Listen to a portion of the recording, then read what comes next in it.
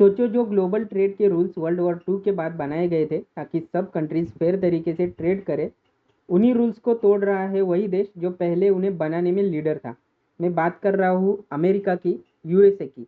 आज हम बात करेंगे कि कैसे डोनाल्ड ट्रंप जो है ये डब्ल्यूटीओ के रूल्स तोड़ रहा है, ग्लोबलाइजेशन को रिस्क में डाल रहा है एंड ग्लोबल इकोनॉमीज में ग्लोबल ट्रेड को, ग्लोबली जो ट्रेड होता है ग्लोबल इकोनॉमीज को खतरे में डाल रहा है। तो देखो दोस्तों, सबसे पहले हमें जानना होगा कि आखिर डब्ल्यूटीओ है क्या। डब्ल्यूटीओ यानी वर्ल्ड ट्रेड ऑर्गेनाइजेशन, जो 1995 में बनी थी। इसका काम क्या था दोस्तों? फेयर तरीके से ट्रेड को प्रमोट करना, टैरिफ्स को कम करना, ट्रेड वॉर्स को रोकना। अगर किसी कंट्रीज के बीच में ट्रेड वॉर्स हो रहे हैं तो वो डिस्प्यूट जो है ये डब्ल्यूटीओ के थ्रू सॉल्व करना, ये काम डब्ल्यूटीओ का था। छोटे बड़े सब देश के लिए जो रूल्स बनाए गए थे उसको फॉलो करना था। Developing countries and under developing countries के लिए ये एक तरीके से प्रोटेक्शन की तरह डब्ल्यूटीओ काम करता था। देखो, वर्ल्ड वॉर 2 के बाद डब्ल्यूटीओ की ज़रूरत क्यों पड़ी थी? तो वर्ल्ड वॉर 2 के बाद हुआ क्या था? वर्ल्ड वॉर 2 के बाद पूरी दुनिया का इकोनॉमी टूट चुका था। ट्रेड नेटवर्क्स जो थे ये बिखर गए थे, फैक्ट्रीज तबाह हो गई थी और देशों के बीच ट्रस्ट खत्म हो गया था। हर कंट्री अपना मार्केट प्रोटेक्ट करने के लिए हाई टैरिफ्स और रेस्ट्रिक्शन लगा रही थी। मन चाहे रेस्ट्रिक्शन, मन चाहे टैरिफ्स कोई भी किसी भी कंट्रीज के ऊपर लगा रही थी, क्योंकि उस टाइम पे क्या था, डब्ल्यूटीओ जैसी कोई कंट्रोलिंग बॉडी नहीं थी। तो इसलिए कोई भी कंट्री किसी भी तरीके से टैरिफ लगा रहा था। प्रोटेक्शनिज्म का प्रॉब्लम था, यानी कि 1930s में ग्रेट डिप्रेशन के टाइम कंट्रीज ने अपने प्रोडक्ट बचाने के लिए इंपोर्ट ड्यूटीज बढ़ाना चालू कर दिया था, दूसरे देशों के माल लेना बंद कर दिया था। इससे क्या हुआ था? ग्लोबल ट्रेड गिर गया था, यानी कि ग्लोबलाइजेशन जो था ये खतरे में आ गया था। जॉब्स खत्म हुई थी और इकोनॉमिक क्राइसिस और डीप होता गया, हो रहा था। लोगों को समझ में आ गया कि अगर हर कंट्री अपना मार्केट बंद करेगी तो सबको नुकसान होगा, ग्लोबली जो है इकोनॉमी, ग्लोबल इकोनॉमी जो है खतरे में आ जाएगी। तो इसलिए क्या किया, डब्ल्यूटीओ जैसे बॉडी जो है ये बनाने के लिए यूएसए ने ही लीडरशिप ली थी। एंड उसी तरीके से फिर 1995 में जाके डब्ल्यूटीओ जैसी बॉडी बनी जो पूरे वर्ल्ड का जो ट्रेड है, ट्रेड टैरिफ से इन पे कंट्रोल रखता है। अब देखो आज के दिन हो क्या रहा है दोस्तों, ग्लोबलाइजेशन क्यों खतरे में आ गया है। आज आप अगर देखोगे तो ट्रम्प जो है, अमेरिका जो है, ये ग्लोबलाइजेशन यानी कि डब्ल्यूटीओ के रूल्स जो है ये तोड़ रहा है। ठीक है, खुद से ही मन चाहे टैरिफ्स लगा रहा है, ट्रेड वॉर्स कर रहा है, ग्लोबल सप्लाई चेन को जो है, ग्लोबली जो सप्लाई चेन इतने साल लगे हैं जिससे बनने के लिए, उसे इजीली तोड़ दे रहा है। आप देखोगे रिसेंटली चाइना के साथ जो इतने, चाइना नहीं, इंडिया के साथ जो इतने सालों से जो अच्छे रिश्ते बन गए हैं उनको इजीली ट्रम्प जो है तोड़ रहा है। आपने देखा होगा कि ट्रम्प अचानक ही यूएसए जो है ये पाकिस्तान को किस तरीके से फेवर करने लगा है। अचानक से ही जो है आपने देखा होगा कि पाकिस्तान के ऊपर जो है कम से कम टैरिफ है, इंडिया के ऊपर ज़्यादा से ज़्यादा टैरिफ, डिस्पाइट कि जो इंडिया है ये, इंडिया के रिलेशन जो है ये यूएसए के साथ पिछले कई सालों से अच्छे होते जा रहे थे। लेकिन आज देखिए, आज अचानक से यूएसए जो है ये इंडिया के रिलेशन जो है ये तोड़ रहा है, ग्लोबल सप्लाई चेन को ब्रेक कर रहा है। तो इसके वजह से क्या हो रहा है ना, ग्लोबलाइजेशन जो है ये नुकसान में आ रहा है। देखो, वर्ल्ड वॉर 2 के टाइम में क्या सिचुएशन थी, जो कोई भी देश जो थे ये एक दूसरे के ऊपर भरोसा नहीं कर रही थी।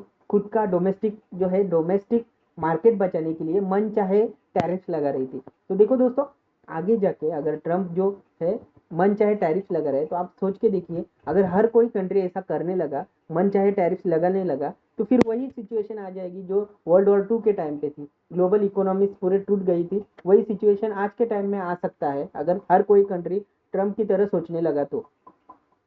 एंड इससे होगा क्या, सबसे ज्यादा नुकसान जो है ये developing and under developing countries को होने वाला है।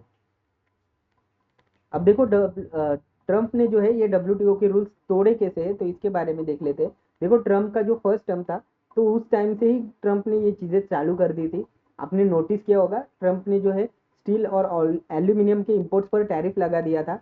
रीज़न क्या दिया था? नेशनल सिक्योरिटी का रीज़न दिया था। देखो, डब्ल्यूटीओ के अंडर ना एक एक रूल है कि अगर आप वॉर या इमरजेंसी सिचुएशन में कोई अगर ट्रेड हो रहा है आपके देश में जो आपको नेशनल सिक्योरिटी को इम्पैक्ट कर रहा है, तो आप उस पर टैरिफ लगा सकते हो। ठीक है, बट 2018 में यूएसए में कोई भी वॉर या इमरजेंसी सिचुएशन नहीं था, बजाय उसके ट्रंप ने नेशनल सिक्योरिटी का रीजन देके स्टील एंड एल्यूमिनियम के इंपोर्ट्स पर टैरिफ लगा दिया। एंड डब्ल्यूटीओ के रूल्स में नेशनल सिक्योरिटी का एक्सेप्शन होता है, पर ये जो है जनरली वॉर या इमरजेंसी सिचुएशन में होता है, जो यूएसए में उस टाइम नहीं था। तो डब्ल्यूटीओ ने डिसाइड कर लिया कि ये इलीगल था, बट यूएसए ने क्या किया, ये रूलिंग को इग्नोर कर दिया। सेकेंड, फिर आप देखोगे कि चाइना के साथ ट्रेड वॉर किया ट्रंप ने। अपने फर्स्ट टर्म में ही चाइना के साथ $360 बिलियन के प्रोडक्ट्स पर यूनिलैटरल टैरिफ्स लगा दिए थे। डब्ल्यूटीओ सिस्टम के अंडर डिस्प्यूट सॉल्व करने के बजाय ये डायरेक्ट एक्शन लिया गया था। डब्ल्यूटीओ के रूल के हिसाब से ऐसे यूनिलैटरल टैरिफ अलाउ नहीं होते। देखो डब्ल्यूटीओ क्या कहता है कि आप यूनिलैटरली कोई किसी भी कंट्री के ऊपर मन चाहे टैरिफ नहीं लगा सकते। अगर आपको लग रहा है कि नहीं ये कंट्री जो है ये हमारे नेशनल इंटरेस्ट को जो है नुकसान पहुंचा रहा है, इसलिए हम इसके ऊपर मन चाहे टैरिफ लगाएंगे, तो ऐसा नहीं होता है। अगर आपको किसी भी कंट्री के ऊपर टैरिफ लगाना है तो वो डिस्प्यूट जो है ये डब्ल्यूटीओ के थ्रू ही सॉल्व करना होता है। बट आज के दिन आप देखोगे ट्रंप जो है ये रूल को बिल्कुल भी फॉलो नहीं कर रहा है, अपने खुद के अपने मन चाहे टैरिफ जो है ये किसी भी कंट्री के ऊपर लगा रहा है। तो इस तरीके से जो है ट्रंप जो है डब्ल्यूटीओ के रूल्स जो है ये तोड़ रहा है। थर्ड, आप देखोगे कि डब्ल्यूटीओ का डिस्प्यूट सिस्टम जो है ये सिस्टम को भी ट्रंप ने तोड़ दिया है। डब्ल्यूटीओ का काम होता है कि ट्रेड डिस्प्यूट को सॉल्व करना। इसके लिए जो एपेलेट बॉडी होती है जिसको फाइनल कोर्ट की तरह देखा जाता है, फाइनल कोर्ट जैसी होती है, तो ट्रंप ने न्यू जज अपॉइंट होने से भी रोक दिया है, इसलिए ये बॉडी काम करना बंद हो गई है। अब देखो कोई भी कंट्री डब्ल्यूटीओ का डिसीजन अपील करके केस को लीगल वॉइड में डाल सकती है, जिससे डिसीजन एनफोर्स होता है, इन्फोर्स नहीं होता है। ठीक है, अब देखो इसका इम्पैक्ट क्या हो रहा है ना, यूएस जैसे पावरफुल मेंबर जो है ये डब्ल्यूटीओ के रूल्स जो है ये आसानी से तोड़ रहे हैं। रूल्स तोड़ने से बाकी कंट्रीज को भी रूल ब्रेक का सिग्नल मिलता है। अगर आप देखो जियो कंट्री ने डब्ल्यूटीओ जैसे बॉडी बनाने के लिए लीडरशिप का रोल निभाया था। अगर वही कंट्री अगर रूल्स तोड़ती है तो बाकी कंट्रीज कैसे फॉलो करेगी? बाकी कंट्रीज तो क्रिटिसाइज ही करेगी ना, अगर आप रूल तोड़ रहे हो तो हम क्यों फॉलो करें? तो डब्ल्यूटीओ की क्रेडिबिलिटी गिर गई है अभी के लिए, एंड ग्लोबलाइजेशन का सिस्टम जो है ये वीक होता जा रहा है। देखो इंडिया की साइड वही है कि इंडिया, आपने अक्सर सुना होगा न्यूज़ में कि इंडिया बोलता है कि डब्ल्यूटीओ में रिफॉर्म होना चाहिए, रिफॉर्म होना चाहिए। तो इसी बात को लेके डब्ल्यूटीओ में रिफॉर्म की बात इंडिया अक्सर करता रहता है। ब्राज़ील या फिर ब्रिक्स की जो भी कंट्रीज है वो अक्सर डब्ल्यूटीओ की रिफॉर्म की बातें करता रहता है। इंडिया हायर टैरिफ से फार्मर, देखो अब एक बात और समझिए, डब्ल्यूटीओ क्या करता है ना, डब्ल्यूटीओ के under develop countries, under develop countries and developing countries ऐसे ग्रुप्स होते हैं। अब डब्ल्यूटीओ का क्या मानना है कि under develop and develop countries के लिए डब्ल्यूटीओ ने एक एक्सेप्शन दिया है कि आप लोग अपना डोमेस्टिक मार्केट बचाने के लिए हाई टैरिफ्स लगा सकते हो। एंड इसी का यूज करके इंडिया ने क्या किया है, हायर टैरिफ से अपने फार्मर्स या स्मॉल इंडस्ट्री को प्रोटेक्ट कर रहा है इंडिया। बट यही चीज़ अमेरिका को पसंद नहीं आ रही। अमेरिका बोल रहा है कि इंडिया जैसा इतना, अगर आप इंडिया की जीडीपी देखोगे तो टॉप 5 में आती है, and despite this India and China जैसी कंट्रीज खुद को डेवलपिंग कंट्रीज बोल के अपने डोमेस्टिक जो है मार्केट को प्रोटेक्ट करने के लिए हायर टैरिफ लगा रहे हैं। तो ये कहीं ना कहीं गलत है, ऐसा अमेरिका का मानना है। इंडिया चाहता है कि डब्ल्यूटीओ में, यही मैं आपको बोला कि इंडिया वही चाहता है कि डब्ल्यूटीओ में रिफॉर्म आ जाए, ताकि डेवलपिंग कंट्रीज की वॉइस स्ट्रांग हो जाए, फूड सिक्योरिटी प्रोटेक्ट हो जाए, एंड डिस्प्यूट सिस्टम जो है ये वापस से अच्छे से वर्क करने लगे। अब देखो दोस्तों, यहाँ पे आपको एक बात समझना होगा, यूएसए जैसे बड़ी कंट्री इजीली डब्ल्यूटीओ के रूल्स तोड़ रहा है, बट कोई भी कंट्री जो है यूएसए के खिलाफ डायरेक्टली नहीं बोल सकता है कि आप डब्ल्यूटीओ के रूल क्यों तोड़ रहे हो। इसका रीजन क्या है कि यूएसए जो है ये एक बहुत बड़ा मार्केट है वर्ल्ड में। अगर यूएसए अगर किसी अगर कोई कंट्री यूएसए के खिलाफ डायरेक्टली बोलने लगती है, एंड अगर यूएसए डिसाइड कर लेता है कि ये कंट्री को हमें बर्बाद करना है, तो यूएसए इजीली कर सकता है। यूएसए जो है अगर अपना मार्केट का एक्सेस ही बंद कर देगा तो वो कंट्री के लिए सर्वाइव करना काफ़ी ज़्यादा मुश्किल हो जाता है। इसलिए कोई भी सिंगल कंट्रीज डायरेक्टली यूएसए को चैलेंज नहीं करती है। इसलिए आप देखोगे कि अलग अलग ग्रुप्स बनाए जाते हैं, जैसे कि ब्रिक्स को बनाया गया है। ब्रिक्स को क्यों बनाया गया है? इंडिया अकेला यूएस को चैलेंज नहीं कर सकता, इसलिए ब्रिक्स जैसे अलायंस बनाता है। ठीक है, ये ब्रिक्स का रोल क्या होता है, गोल क्या होता है कि मल्टीपोलर वर्ल्ड बनाए, यूएस पे जो डिपेंडेंसी है इसको कम किया जाए, ट्रेड जो है ये लोकल करेंसीज में किया जाए बजाय डॉलर के, and tech corporation and political coordination यहाँ पे बनाए रखे। देखो आज के दिन आप देखोगे कि यूएस जो है ये इंडिया के ऊपर प्रेशर बना रहा है क्यों बना रहा है? देखो दोस्तों, इंडिया जो है ये फास्टेस्ट ग्रोइंग मेजर इकोनॉमी है जो 5 ट्रिलियन जीडीपी का टारगेट रखती है। मैन्युफैक्चरिंग हब बनने की रेस में इंडिया है। इंडिया आप देखोगे तो इंडियन गवर्नमेंट जो है ये सेमीकंडक्टर को काफ़ी ज़्यादा पुश कर रहा है। अभी अभी रिन्यूएबल सेक्टर अच्छा खासा पुश हो रहा है इंडिया में। देन आप देखोगे कि इंडियन गवर्नमेंट जो है ये इलेक्ट्रॉनिक मैन्युफैक्चरिंग सेक्टर को भी काफ़ी ज़्यादा पुश कर रहा है। ठीक है, अब यूएस क्या कर रहा है? ट्रेड प्रेफरेंस हटा चुका है, डब्ल्यूटीओ में कंप्लेंट्स फाइल करता है, डिजिटल डेटा लॉस पे क्रिटिसिज्म करता है, एक तरह का सॉफ्ट कंटेनमेंट स्ट्रेटेजी यूज कर रहा है इंडिया के खिलाफ, ताकि इंडिया जो है ये अभी ज़्यादा ग्रोथ की तरफ ना जाए।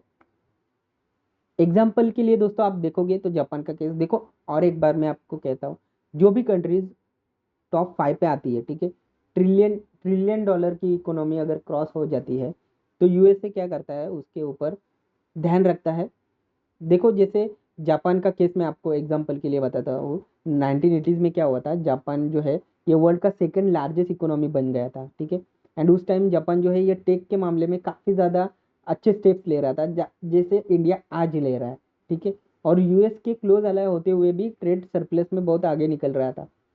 अब यूएस को क्या होगा? यूएस का कंसर्न था कि जापान के टेक और मैन्युफैक्चरिंग डोमिनेंस से उनका मार्केट शेयर कम हो रहा है, ठीक है। यूएसए को ऐसा लगने लगा कि आगे जाके जापान कुछ ही सालों में यूएसए को ओवरटेक कर देगा, यूएसए का मार्केट शेयर कम कर देगा।